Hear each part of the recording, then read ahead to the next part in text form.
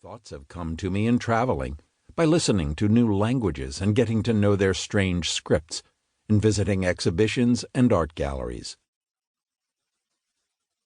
Note on texts.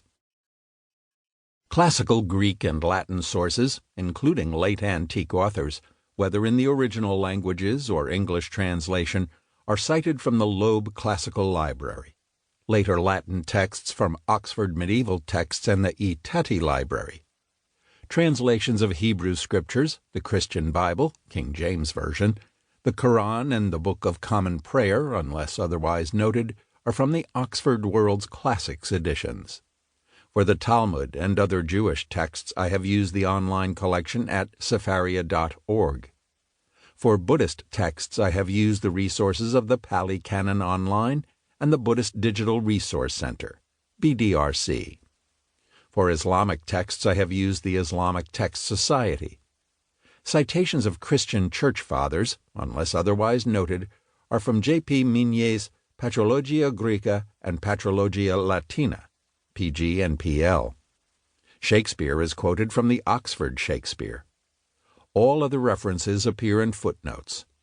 Transliterations from a myriad of world scripts comply as closely as possible to conventions used in my constant companion, The World's Writing Systems, edited by Peter T. Daniels and William Bright, Oxford University Press, 1996.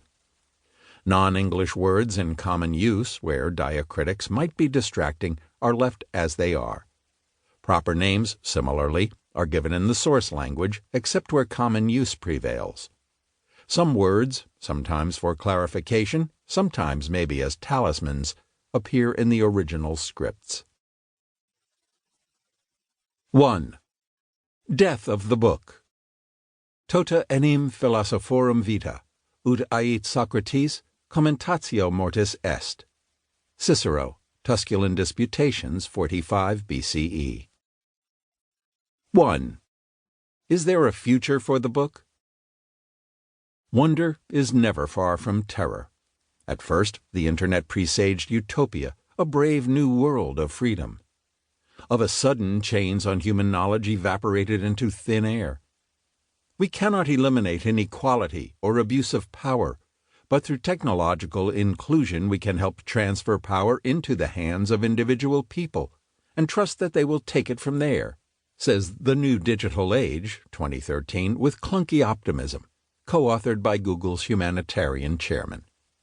As digital books coincided with the new millennium, iconoclasm met prognosis in latent triumphalism. The first-ever issue of Wired in 1993 boasted, "Books once hoarded in subterranean stacks will be scanned into computers and made available to anyone, anywhere, almost instantly." In July 2010, Amazon declared Kindle digital books outsold print, hardcover and paperback combined. Paper and moving type, it appeared, would turn into memories, as if antiquarian pastimes like codicology or calligraphy. Books and postmodernity are outdated. Most people gain most information from digital sources, from smartphones or social media even more than laptops. Young people especially, literate, sophisticated, and intelligent, may never have bought a newspaper or rarely read a physical book all the way through.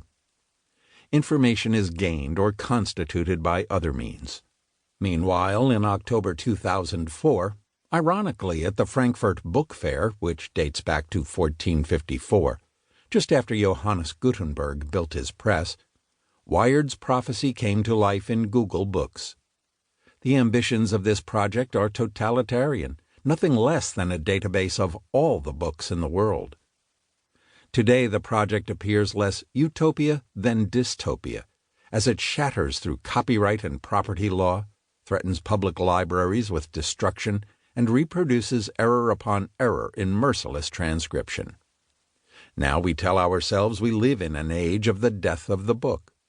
An early prophet of doom was Margaret Atwood, speaking in 2007 to the theme, "Digitize or Die." She advocated damage limitation toward new technology. An elegy for her beloved personal library met deterministic fatalism about the future.